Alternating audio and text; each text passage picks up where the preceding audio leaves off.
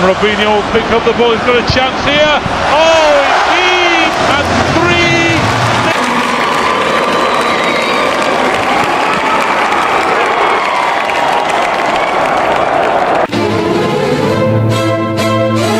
3. Inilah kisah tentang Robson de Souza, sang penari yang menjanjikan rembulan, namun berakhir di telan malam.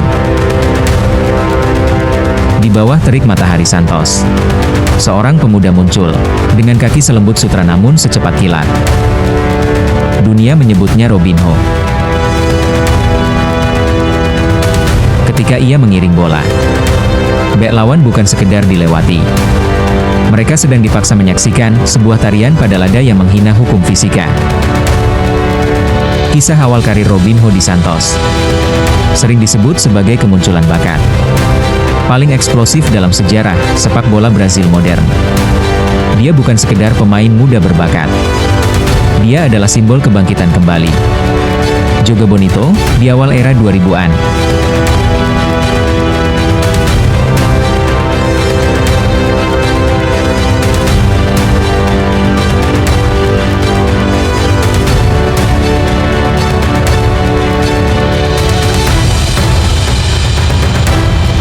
Lahir di São Vicente, Robinho bergabung dengan Akademi Santos saat masih kecil. Legenda besar dunia, Pelé, yang saat itu mengawasi tim muda Santos, secara terbuka menyebut Robinho sebagai pewaris tahtanya. Tekanan sebesar itu biasanya menghancurkan pemain muda. Tetapi Robinho justru tampil dengan kegembiraan dan bersinar. Bakatnya sudah tercium sejak dini. Ia dikenal dengan pada lada, step over, yang mematikan, dan kelincahan luar biasa. Sebelum menembus tim utama, namanya sudah menjadi buah bibir di Brazil, karena kemampuannya menghancurkan pertahanan lawan dalam kompetisi usia muda. Tahun 2002 adalah momen krusial. Santos saat itu sedang mengalami krisis keuangan. Terpaksa mengandalkan pemain-pemain muda dari akademi mereka. Robinho yang saat itu berusia 18 tahun, dipromosikan ke tim utama. Santos sedang dalam masa kekeringan gelar yang panjang. Robinho muncul sebagai antitesis dari sepak bola fisik yang mulai mendominasi. Tubuhnya yang kurus kering membuatnya terlihat rapuh. Namun kelincahan kakinya mustahil dihentikan. Ia memperkenalkan seni pedalada, step over, yang menjadi ciri khasnya. Puncaknya di tahun 2002, di laga final Liga Brazil. Ia menari di depan bek Corinthians. Aksi itu tidak hanya membuahkan penalti, tapi juga meruntuhkan mental lawan secara psikologis. Santos juara, dan dunia mulai memperhatikannya. Santos menang dan meraih gelar Liga Nasional mereka sejak era Pelé pada tahun 1960-an. Robinho menjadi bintang utama dan langsung menjadi komoditas panas di sepak bola dunia. Robinho sekali lagi membuktikan bahwa dia bukan one hit wonder. Pada tahun 2004 ia kembali memimpin Santos, meraih gelar Campeonato Brasileiro. Ia mencetak 21 gol dalam 37 pertandingan Liga musim itu. Performa ini membuatnya dianggap sebagai pemain terbaik di Amerika Selatan, sebelum akhirnya diboyong Real Madrid pada tahun 2005. Lampu sorot Villa Belmiro mulai meredup, menyisakan bayang-bayang dari seorang pemuda yang telah memberikan gelar bagi Santos. Namanya Robinho. Musim panas 2005 bukan sekadar perpindahan pemain. Itu adalah sebuah saga, sebuah kisah yang membelah samudera antara pesisir Brazil dan kemegahan ibu kota Spanyol. Di Santos, Robinho bukan sekedar pemain. Dia adalah puisi yang bergerak. Dia membawa Santos meraih gelar juara yang sudah lama dirindukan. Namun, di balik senyum lebarnya, ada ambisi yang membakar jiwanya. Eropa bukan lagi sekadar mimpi. Itu adalah takdirnya. Real Madrid, di bawah rezim Galacticos Florentino Perez, menginginkan permata terakhir untuk mahkota mereka. Mereka tidak menginginkan pemain biasa. Mereka menginginkan sihir. Kesepakatan tercapai dengan angka sekitar 30 juta euro. Robinho terbang melintasi Atlantik, meninggalkan tangis haru di Santos dan disambut riuh kegembiraan di Madrid. Real Madrid membentangkan karpet merah di Santiago Bernabeu. Di menit-menit awal debutnya, ia tampak seperti malaikat sepak bola yang turun ke bumi. Licin, dan tak terhentikan.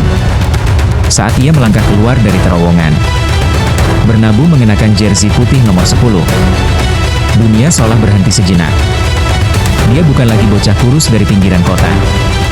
Dia adalah bintang yang akan bermain bersama Zidane, Ronaldo, dan Beckham. Saya ingin menjadi pemain terbaik di dunia. Dan Madrid adalah tempat di mana mimpi itu menjadi nyata. Robinho. 28 Agustus 2005. Momen debutnya melawan Cadiz. Madridista yakin mereka telah menemukan mega bintang baru. Malam itu di Estadio Ramon de Carranza. Bukan sekadar pertandingan sepak bola biasa. Itu adalah momen lahirnya sebuah fenomena. Pertandingan semi tersajikan. Hanya butuh beberapa detik bagi dunia untuk menyadari bahwa mereka sedang menonton sesuatu yang berbeda. Begitu kakinya menyentuh bola, gravitasi seolah kehilangan kekuatannya. Puncaknya terjadi ketika Robby diteruskan kepada Raul untuk gol penentu. Komentator histeris. Pendukung Cadiz, yang biasanya membenci lawan, berdiri dan memberikan tepuk tangan spontan. Mereka tahu mereka sedang menyaksikan sejarah. Malam itu, Robinho tidak hanya bermain bola. Dia memberikan pertunjukan seni. Dia bukan pemain bola, dia adalah puisi yang bergerak. Salah satu narasi media Spanyol keesokan harinya. Debut itu tetap menjadi salah satu debut paling ikonik dalam sejarah La Liga karena kemurnian bakat dan kegembiraan yang ia bawa ke lapangan. Namun, di balik gemerlap lampu Madrid, sang penari mulai kehilangan ritme. Keajaiban itu datang dalam kilatan singkat. Bukan dalam sebuah orkestra yang panjang. Ia merasa menjadi figuran di antara para Galacticos. Lalu terbang ke Manchester demi tumpukan emas yang baru ditemukan. Robinho merasa tidak dihargai oleh Real Madrid karena namanya sempat ingin dijadikan alat tukar untuk mendatangkan Cristiano Ronaldo dari Manchester United. Meskipun transfer Ronaldo ke Madrid baru terjadi setahun kemudian, hubungan Robinho dengan manajemen klub sudah terlanjur retak.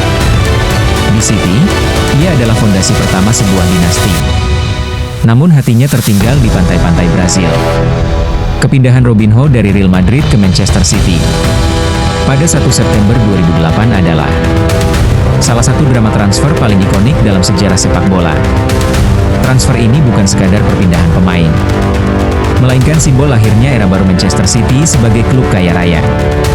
City menembus Robinho dengan biaya 32,5 juta pound, sekitar 560 miliar rupiah pada saat itu.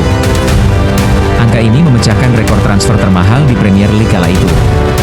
Kepindahan ini sering dianggap sebagai pernyataan peran dari pemilik baru City kepada klub-klub besar Eropa lainnya. Meskipun karir Robinho di City tidak bertahan lama, hanya sekitar 1,5 musim, ia tetap dikenang sebagai bintang besar pertama di era Sheikh Mansour. Selama berseragam The Citizens, Robinho mencatatkan total 53 penampilan dan mencetak 16 gol di semua kompetisi. Performanya menurun drastis karena sering mengalami cedera, terutama cedera pergelangan kaki, dan penurunan performa. Di bawah asuhan pelatih baru, Roberto Mancini. Di musim ini, ia gagal mencetak gol di Liga dalam 10 penampilan. Karena waktu bermain yang berkurang, ia dipinjamkan ke klub asalnya, Santos, pada Januari 2010 sebelum akhirnya pindah secara permanen ke AC Milan pada Agustus 2010.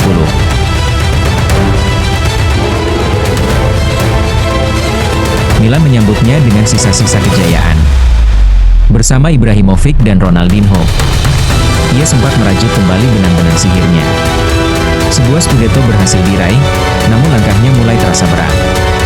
Kecepatan yang dulu mematikan perlahan dikhianati oleh usia dan distraksi.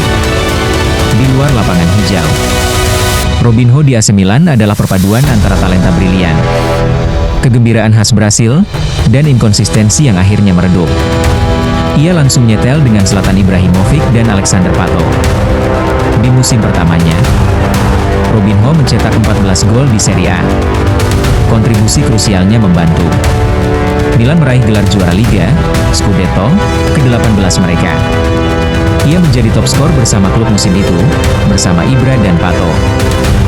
Setelah musim pertama yang kuat, performa Robinho mulai menurun drastis karena masalah cedera, penyelesaian akhir dan kebugaran. Meskipun sering melakukan dribble memukau, ia mulai sering membuang peluang emas di depan gawang, yang membuatnya sering dikritik media Italia. Pada tahun 2014, Milan memutuskan untuk meminjamkannya kembali ke klub masa kecilnya, Santos, sebelum akhirnya ia pindah secara permanen ke Guangzhou Evergrande di Tiongkok pada 2015. Kisah panjang Robinho bukan berakhir dengan tepuk tangan meriah di bawah lampu stadion yang megah, melainkan dalam kesunyian yang mencekam dan bayang-bayang jeruji besi. Ini adalah tragedi tentang The Next Pele yang kehilangan segalanya. Tragedi sejati Robinho bukan terjadi di atas rumput hijau, melainkan dalam bayang-bayang kelam di luar stadion. Sebuah kesalahan fatal di Milan berubah menjadi bayang-bayang hukum yang memburu. Sang pangeran yang dulu melompat-lompat kegirangan, setelah mencetak gol, kini harus meringkuk dalam sunyi. Mahkota yang diberikan Pele telah jatuh ke lumpur. Tak ada lagi sorak-sorai penonton, hanya keheningan tembok penjara dan penyesalan yang menggema. Robinho, pria yang dulu dipuja jutaan orang karena kelincahan kakinya, kini harus menghabiskan hari-harinya di balik jeruji besi. Nama Robinho kini bukan lagi dikenang sebagai penerus Pele, melainkan sebagai pengingat pahit bahwa talenta sehebat apapun hanyalah sayap lilin jika terbang terlalu dekat dengan matahari kesombongan.